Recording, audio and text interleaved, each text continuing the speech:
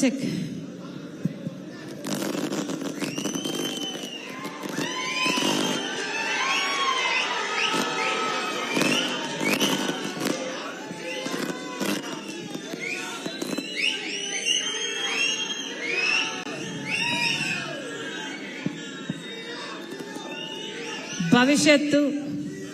భవిష్యత్తు ఈ యువతది. భవిష్యత్తు ఈ యువతది. బంగారు భవిష్యత్తు మీ ముందు ఉండాలి.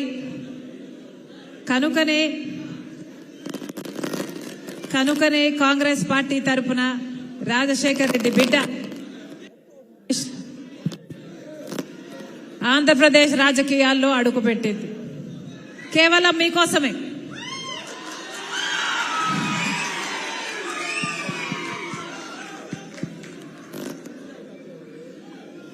కేవలం ఆంధ్రప్రదేశ్ రాష్ట్ర ప్రజలకు మేలు చేయడానికి ఇప్పుడున్న ప్రభుత్వాలు, ఇక్కడున్న పార్టీలు, అటు టీడీపీ అయినా వైసీపీ అయినా బీజేపీకి బానిసలుగా మారి మన యువత భవిష్యత్తును, మన రాష్ట్ర భవితను తాకట్టు పెట్టారు. కాబట్టే రాజశేఖర్ రెడ్డి బిడ్డ ఈరోజు ఆంధ్రప్రదేశ్ రాజకీయాల్లో అడుగు పెట్టాల్సి వచ్చింది.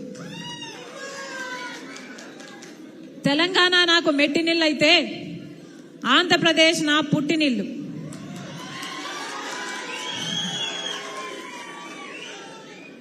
ఆంధ్రప్రదేశ్ ప్రజల పట్ల రాజశేఖర్ రెడ్డి బిడ్డకు ఒక భారం ఉంది, బాధ్యత కూడా ఉంది. రాజశేఖర్ రెడ్డి గారు తెలుగు ప్రజలందరినీ సమానంగా ప్రేమించారు.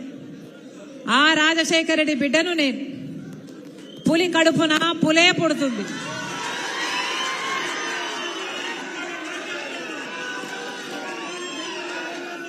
ఆ రాజశేఖర్ రెడ్డి గారి రక్తం ఈ ఒంట్లో ప్రవహిస్తుంది. అందుకే ఆ రాజశేఖర్ రెడ్డి బిడ్డ, వైఎస్ రాజశేఖర్ రెడ్డి బిడ్డ, ఈ వైఎస్ షర్మిల ఆంధ్ర రాష్ట్ర ప్రజలకు మళ్లీ న్యాయం జరగాలని, ఆ రాజశేఖర్ రెడ్డి బిడ్డ ఈ వైఎస్ షర్మిల ఆంధ్ర రాష్ట్ర ప్రజలకు ప్రత్యేక హోదా రావాలని, పోలవరం ప్రాజెక్టు రావాలని, బిడ్డలకు ఉద్యోగాలు రావాలని, ఈ ప్రజలకు మేలు జరగాలని ఈ రోజు రాజశేఖర్ రెడ్డి బిడ్డ ఆంధ్రప్రదేశ్ రాజకీయాల్లోకి అడుగుపెట్టింది. ముప్పేటి దాడి చేస్తున్నారు నా మీద, అన్ని వైపుల నుంచి దాడి చేస్తున్నారు నా మీద. నా సొంత వాళ్ళు అనుకొని 3800 కిలోమీటర్ల పాదయాత్ర చేశాను. నా బిడ్డలను, నా ఇంటిని పక్కన పెట్టి వైసీపీ పార్టీని ఒకప్పుడు నా భుజస్కంధాల మీద వేసుకొని నిలబెట్టాను.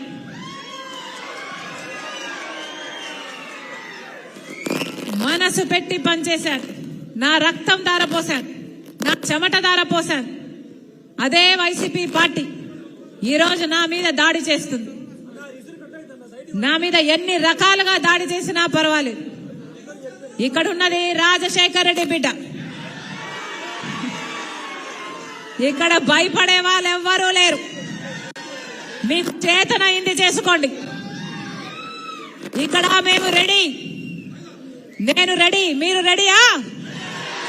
నేను రెడీ, మీరు రెడీయా? మేము రెడీ. ఈ యుద్ధానికి మేము రెడీ. ఆంధ్ర రాష్ట్రానికి ప్రత్యేక హోదా రావాలి. ఆంధ్ర రాష్ట్రంలో పోలవరం ప్రాజెక్టు నిర్మాణం కావాలి. ఆంధ్ర రాష్ట్రానికి తలమానికమైన విశాఖ స్టీల్ ప్లాంట్ నిలబడాలి. మన రాష్ట్రానికి రావాల్సిన ఉద్యోగాలు రావాలి. మన యువత భవిష్యత్తు బంగారం కావాలి. మళ్ళీ రైతు రాజవ్వాలి. మళ్ళీ రైతులకు రుణమాఫీ కూడా జరగాలి. అందుకే రాజశేఖర్ రెడ్డి బిడ్డ ఆంధ్రప్రదేశ్ రాజకీయాల్లో అడుగుపెట్టింది. పొద్దున కందుల ఓబుల్ రెడ్డి గుండ్లగుమ్మ ప్రాజెక్టుకు పోవడం జరిగింది. ఇక్కడ రాజశేఖర్ రెడ్డి గారు జలయజ్ఞంలో భాగంగా మొట్టమొదట పూర్తి చేసిన ప్రాజెక్టు రాజశేఖర రెడ్డి గారి హయాంలోనే రాజశేఖర రెడ్డి గారు 750 కోట్ల రూపాయలు ఖర్చు పెట్టి ఆ ప్రాజెక్టును పూర్తి చేస్తే 1,00,000 ఎకరాలకు పైగా 2 పంటలు 1,00,000 ఎకరాలకు పైగా సాగునీళ్ళిచ్చే ప్రాజెక్టు ఈ ఒంగోలు పట్టణంతో సహా 12 మండలాలకు తాగునీరిచ్చే ప్రాజెక్టు. ఆ ప్రాజెక్టు రాజశేఖర రెడ్డి గారు చేసి వెళ్లిపోతే ఆ ప్రాజెక్టు కనీసం మెయింటెనెన్స్ చేసే దిక్కు దినానం కూడా ఇప్పుడు లేకపోయింది. రాజశేఖర రెడ్డి గారు అద్భుతంగా ప్రాజెక్టు కట్టిపోతే రాజశేఖర రెడ్డి గారు ఉండగా రాజశేఖర రెడ్డి గారు ఎంతో మనసు పెట్టి రూపొందించి కట్టించిన ప్రాజెక్టు వెళ్లిపోతే ఆ తర్వాత 5 సంవత్సరాలు తెలుగుదేశం పార్టీ అధికారంలో ఉంది.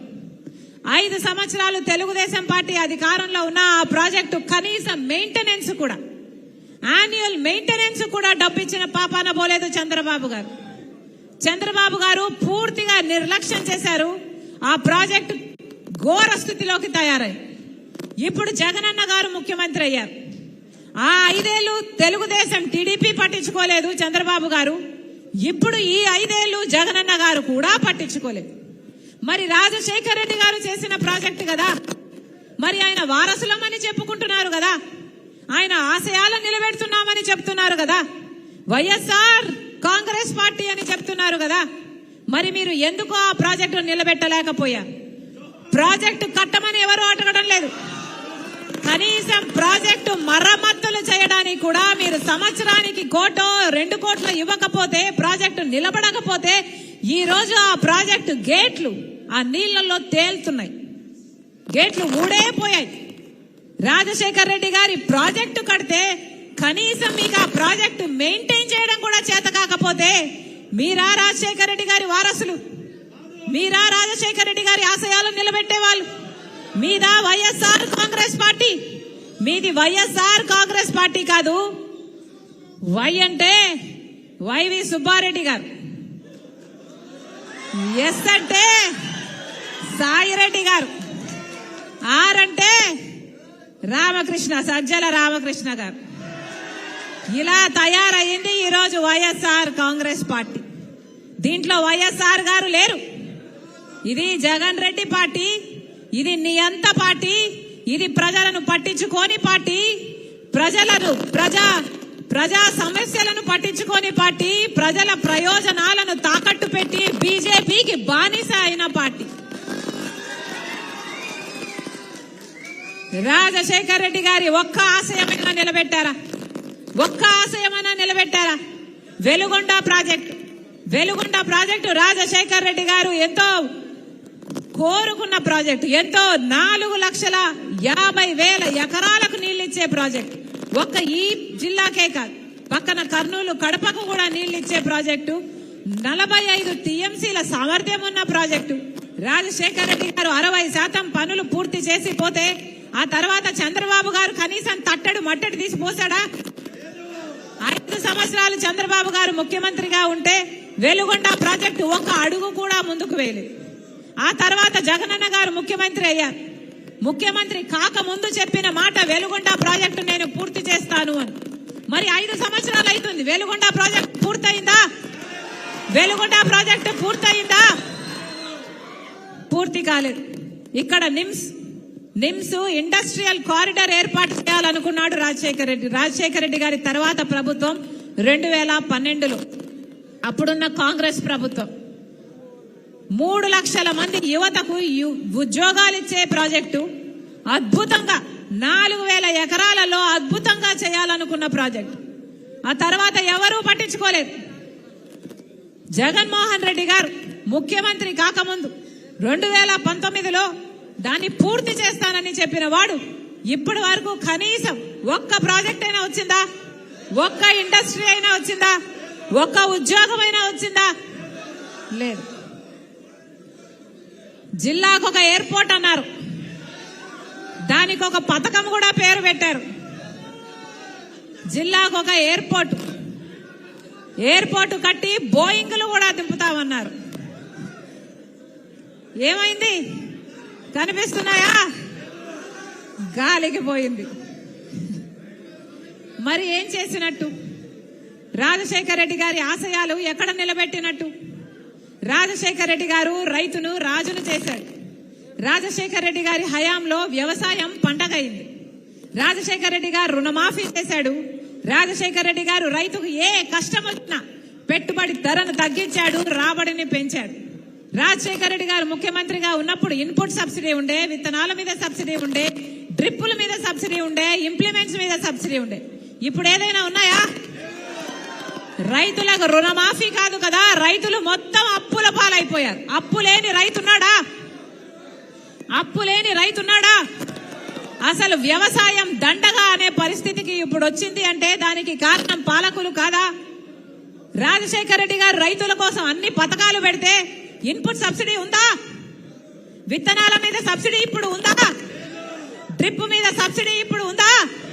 కనీసం పంట నష్టపోతే పంట నష్టపరిహారమైనా ఉందా? రాజశేఖర రెడ్డి గారు ఆ రోజు పంట నష్టపోతే ఎంత అద్భుతంగా ఇచ్చాడు. కానీ ఇప్పుడు అవి ఏవీ లేవు.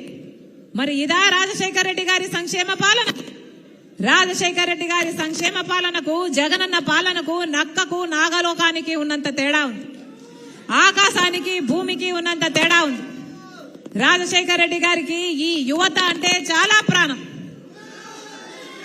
రాజశేఖర రెడ్డి గారు మీరు బాగా చదువుకోవాలి, మంచి ఉద్యోగాలు చేయాలి అని మనస్ఫూర్తిగా కోరుకొని ఫీజు రీయింబర్స్మెంట్ ప్రవేశపెట్టాడు. రాజశేఖర రెడ్డి గారు చెప్పిన డైలాగ్ ఒకటి చెప్తా. మీరు ఏది కావాలంటే అది చదువుకోండి. మీరు డాక్టర్ అవుతారా, మీరు ఇంజనీర్ అవుతారా, మీరు ఎంపీఏ చేస్తారా, మీరు ఎంసీఏ చేస్తారా, మీరు ఏది కావాలంటే అది చదువుకోండి, ప్రభుత్వమే ఉచితంగా చదివిస్తుంది అన్నాడు. ఇప్పుడు ఉందా ఫీజు రీయింబర్స్మెంట్? ఇప్పుడు చదువుకుంటున్నారా బిడ్డలు? తల్లిదండ్రులు కూలీ నాలి చేసి చదివిస్తే ఇప్పుడు ఉద్యోగాలు కూడా లేవు. జగనన్న గారు ముఖ్యమంత్రి కాకముందు చెప్పిన మాట, ప్రతి జనవరి 1న జాబ్ క్యాలెండర్ విడుదల చేస్తాము, నోటిఫికేషన్లు ఇస్తాము, ఉద్యోగాలు ఇస్తాము అన్నారు. ఒక్క సంవత్సరమైనా జాబ్ క్యాలెండర్ వచ్చిందా? ఒక్క నోటిఫికేషన్ అయినా వచ్చిందా? 30,000 టీచర్ ఉద్యోగాలు ఖాళీగా ఉన్నాయి, ఒక్కటైనా భర్తీ చేశారా? ఇప్పుడు ఎన్నికలు వస్తే ఇప్పుడు నోటిఫికేషన్లు ఇస్తాడట సారు. మరి ఇప్పుడు ఇస్తే ఇక నోటిఫికేషన్ వచ్చేది ఎప్పుడు? పరీక్షలు రాసేది ఎప్పుడు? ఉద్యోగాలు వచ్చేది ఎప్పుడు? మీరు ఉద్యోగాలు చేసేది ఎప్పుడు? వీళ్ళకు చిత్తశుద్ధి ఉంటే 5 సంవత్సరాలుగా గాడిదలు కాస్తున్నారా? ఏమి చేస్తున్నారు? కనీసం ఒక్కసారి ఒక్క గ్రూప్ 1 ఉద్యోగం వచ్చిందా మన బిడ్డలకు? అంటే ఆంధ్ర రాష్ట్రంలో ఎవరు గ్రూప్ 1 ఉద్యోగానికి చేయడానికి కూడా అర్హులు కారా? మరి ఇదా రాజశేఖర రెడ్డి గారి సంక్షేమ పాలన? ఇదా రాజశేఖర రెడ్డి గారి ఆశయాలను నిలబెట్టడము అంటే? రాజశేఖర రెడ్డి గారు మాటిస్తే మాట తప్పనివాడు, మాట తప్పడు, మడమ తిప్పనివాడు రాజశేఖర రెడ్డి గారు. మరి జగనన్న గారు ఏమన్నారు? పూర్తి మద్యపాన నిషేధం చేస్తాను అని అక్క చెల్లెలకు మాట ఇచ్చాడు. అయిందా పూర్తి మద్యపాన నిషేధం? ఏమన్నాడు? నేను పూర్తి మద్యపాన నిషేధం చేయకపోతే ఎన్నికల్లో ఓట్లు వేయమని కూడా అడగను అన్నాడు జగన్మోహన్ రెడ్డి గారు. మరి ఇప్పుడు ఎలా అడుగుతున్నారు? ఈరోజు సభ పెట్టారు, ఎలక్షన్ క్యాంపెయిన్ మొదలు పెట్టబోతున్నారు. మరి ఎలా అడుగుతున్నారు ఓట్లని? పూర్తి మద్యపాన నిషేధం చేయకుండా ఎలా అడుగుతున్నారు? మీరు మాట తప్పిన వారు కాదా? రాజశేఖర రెడ్డి గారు విచిత్రం చూడండి. రాజశేఖర రెడ్డి గారు గంగవరం పోర్టు రాజశేఖర రెడ్డి గారు ఆ రోజుల్లోనే 30 ఏళ్ల తర్వాత మళ్ళీ ఆ పోర్టు ప్రభుత్వం చేతుల్లోకి వచ్చేటట్టు రూపకల్పన చేస్తే జగనన్న గారు 70,000 కోట్లు విలువ చేసే ఆ గంగవరం పోర్టుని కేవలం 6,500 కోట్లు వాల్యుయేషన్ చేసి ప్రభుత్వం వాటా కేవలం 600 కోట్లకు 10% అమ్మేశాడు. ఇక గంగవరం పోర్టు 30 ఏళ్ల తర్వాత కాదు కదా, ఇక ఎప్పటికీ శాశ్వతంగా అసలు ప్రభుత్వం చేతుల్లోకి రానే రాదు. అదే రాజశేఖర రెడ్డి గారు ఉండుంటే ఆ 30 ఏళ్లలో 15 సంవత్సరాలు అయ్యేపోయింది. ఇంకో 15 సంవత్సరాలకైనా గంగవరం పోర్టు మళ్ళీ ప్రభుత్వం చేతుల్లోకి వచ్చేది. కానీ ఇప్పుడు ఆ ఆశలు లేనే లేవు. ఏమంటున్నారు? మొన్న సజ్జల గారు అంటారు 600 కోట్లు మేము 600 కోట్లు తీసుకున్నాము గంగవరం పోర్టులో అమ్మేసి, ఆ 600 కోట్లని మిగతా పోర్ట్లను డెవలప్ చేయడానికి వాడాము అని ఎంత నిస్సిగ్గుగా చెప్తున్నారే. అయ్యా సజ్జల గారు, మీకు 600 కోట్లే వచ్చిందా? మీకు 600 కోట్లు మాత్రమే ఉందా? మీకు ఈ 600 కోట్లు లేకపోతే ఆ పోర్ట్లు కనీసం డెవలప్ చేసే సోర్సులే మీకు లేవా? మరి 8 లక్షల కోట్లు అప్పులు ఎందుకు చేశారు సార్ అని అడుగుతున్నాం. 8 లక్షల కోట్లు అప్పు చేసేది ఏమి ప్రభుత్వం? కనీసం ఆ 8 లక్షల కోట్లతో మీరు రాజధానికి ఏం చేశారు? మీరు మెట్రోకి ఏం చేశారు? 55,000 కోట్లు పెడితే పోలవరం కూడా పూర్తయ్యేది. మరి 8 లక్షల కోట్లు అప్పులు చేసి ఏదీ చేయకుండా గంగవరం పోర్టులో 600 కోట్లు వస్తేనట ఆ 600 కోట్లతో మిగతా పోర్ట్లను డెవలప్ చేశారట. అర్థం పర్థం ఉందా మీరు చెప్తున్న మాటలకి? రాష్ట్ర ప్రజలు చూస్తున్నారు. పరిపాలన ఎవరు చేస్తున్నారో చూస్తున్నారు, ఎలా చేస్తున్నారో చూస్తున్నారు. అందుకే చెప్తున్నాం, మీ అందరూ కాంగ్రెస్ కార్యకర్తలు, ఇది ఎలక్షన్ల టైం. ఈ ఎలక్షన్ల టైంలో ఒక్కొక్క కాంగ్రెస్ కార్యకర్త ఒక్కొక్క సైన్యంగా మారాలి. నేను చెప్తున్నది ఒక్కొక్క కాంగ్రెస్ కార్యకర్త ఒక్కొక్క సైనికుడిగా మారమని కాదు. ఒక్కొక్క కాంగ్రెస్ కార్యకర్త ఒక్కొక్క సైన్యంలా మారాలి. ఎంతమంది దగ్గరికి పోగలిగితే అంతమంది దగ్గరికి, ప్రతి గడప తట్టాలి, ప్రతి తలుపు తట్టాలి, ఎంతమందిని వీలైతే అంతమందిని కలవాలి, ఎన్ని సంఘాలను వీలైతే అన్ని సంఘాలను కలవాలి. ఎంతమంది ప్రజలకు మనం చెప్పగలిగితే అంతమంది ప్రజలకు మనము చెప్పాలి. ఇక్కడ ఇక్కడ ఉన్నది వైసీపీ ప్రభుత్వం, ఇక్కడ ప్రతిపక్షంలో ఉన్నది టీడీపీ. ఇక్కడ అధికారంలో ఉన్న వైసీపీ అయినా ప్రతిపక్షంలో ఉన్న టీడీపీ అయినా ఈ 2 పార్టీలు బీజేపీకి తొత్తులుగా మారాయి, బీజేపీకి బానిసలుగా మారాయి. ఈ ఆంధ్ర రాష్ట్రంలో బీజేపీ ప్రభుత్వంకి ఒక్క ఎమ్మెల్యే టికెట్ ఇవ్వలేదు ఆంధ్ర రాష్ట్ర ప్రజలు, ఒక్క ఎంపీ టికెట్ కూడా ఇవ్వలేదు ఆంధ్ర రాష్ట్ర ప్రజలు. అయినా కూడా ఆంధ్ర రాష్ట్రాన్ని ఏలుతున్నది బీజేపీ. ఆంధ్ర రాష్ట్రం బీజేపీ వశమైపోయింది, కైవశమైపోయింది. ఎందుకంటే అటు అధికార పక్షమైన ప్రతిపక్షమైన బీజేపీకి బానిసలుగా మారారు. ఈరోజు ఆంధ్ర రాష్ట్ర ప్రజలను కూడా బానిసలుగా చేయాలని చూస్తున్నారు. రాజశేఖర్ రెడ్డి గారు బీజేపీకి పూర్తి వ్యతిరేకి. రాజశేఖర్ రెడ్డి గారు బీజేపీ కోసం ఎప్పుడు, బీజేపీ అంటే రాజశేఖర్ రెడ్డి గారికి పూర్తిగా వ్యతిరేకించాడు. ఎందుకంటే బీజేపీ ఒక మతతత్వ పార్టీ కాబట్టి. ఒక మతాన్ని అవమానించడం, ఇంకో మతాన్ని రెచ్చగొట్టడం, ఇదే బీజేపీకి తెలిసిన రాజకీయం. అందుకే రాజశేఖర్ రెడ్డి గారు బీజేపీని పూర్తిగా వ్యతిరేకించారు. కానీ ఆయన కొడుకై ఉండి కూడా ఈరోజు జగనన్న గారు బీజేపీ పార్టీకి బానిసగా మారారు. మన రాష్ట్రాన్ని కూడా బీజేపీ పార్టీకి బానిసలుగా చేయాలని చూస్తున్నారు. ఇటు జగనన్న గారైనా అటు తెలుగుదేశం టీడీపీ చంద్రబాబు గారైనా. అందుకే చెప్తున్నాం, మళ్ళొక్కసారి బీజేపీకి వేరే ప్రజెన్స్ అవసరం లేదు మన రాష్ట్రంలో. మిగతా దేశం మొత్తంలో బీజేపీ పార్టీ బీజేపీ అయి ఉండొచ్చు, కానీ మన రాష్ట్రంలో మాత్రం బీజేపీ అంటే బి అంటే బాబు, జే అంటే జగన్, పి అంటే పవన్. మిగతా దేశంలో బీజేపీ వేరేమో గాని మన రాష్ట్రంలో మాత్రం బీజేపీ వీళ్ళల్లోనే ఉంది. అందుకే చెప్తున్నాం, వైసీపీకి ఓటేసినా బీజేపీకి ఓటేసినట్టే, టీడీపీకి ఓటేసినా బీజేపీకి ఓటేసినట్టే, జనసేనకు ఓటేసినా బీజేపీకి ఓటేసినట్టే. ఇక సంబడానికి బీజేపీకే ఓటేయచ్చు కదా. బీజేపీ ఎమ్మెల్యేలు బీజేపీ ఎంపీలే ఉండొచ్చు కదా. వీళ్ళకి ఎమ్మెల్యేలు ఎంపీలు ఇవ్వడం ఎందుకు? వీళ్ళంతా మళ్ళీ వాళ్ళకు బానిసలు కావడం ఎందుకు? ప్రజలను మభ్యపెట్టే ప్రయత్నం కాకపోతే ఇది ఏమిటి అని అడుగుతున్నాం. ఈ రాజకీయాలు తెర వెనక పొత్తులు పెట్టుకోవడం, తెర వెనక మీరు బానిసలైపోవడం, ప్రజలకు మాత్రం వేరే బిల్డప్ ఇవ్వడం, ఇది ఎక్కడ రాజకీయం అని అడుగుతున్నాం. చిత్తశుద్ధితో చేసే రాజకీయాలు ఒక్క కాంగ్రెస్ పార్టీ చేతన మాత్రమే అవుతాయి. రీజనల్ పార్టీస్ లో ఉన్న అధికారులు, రీజనల్ పార్టీస్ లో ఉన్న అధిపతులు మొత్తం నియంతల్లాగే తయారైతారన్నది వాస్తవం. అందుకే చెప్తున్నాం, కాంగ్రెస్ పార్టీకి కోసం మొత్తం అందరం కలిసి అందరం కట్టుకొని పనిచేద్దాం. కాంగ్రెస్ పార్టీని అధికారంలోకి తీసుకొద్దాం.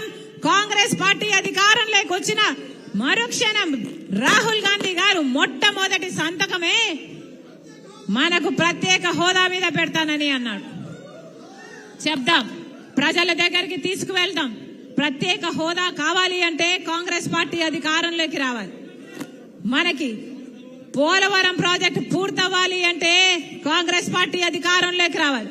వెలుగొండ పూర్తవ్వాలంటే కాంగ్రెస్ పార్టీ అధికారంలోకి రావాలి. విశాఖపట్నం స్టీల్స్ మనకు మిగలాలి అంటే